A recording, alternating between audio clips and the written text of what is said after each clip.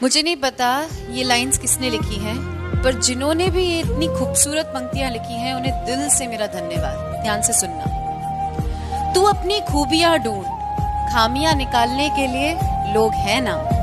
अगर रखना है कदम तो आगे रख, पीछे खींचने के लिए लोग हैं ना। सपना देखना है तो ऊंचा देख, नीचा दिखाने के लिए लोग हैं ना।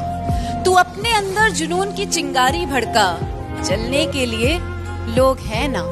प्यार करना है तो खुद से कर, नफरत करने के लिए लोग हैं ना। तू अपनी अलग पहचान बना, भीड़ में चलने के लिए लोग हैं ना।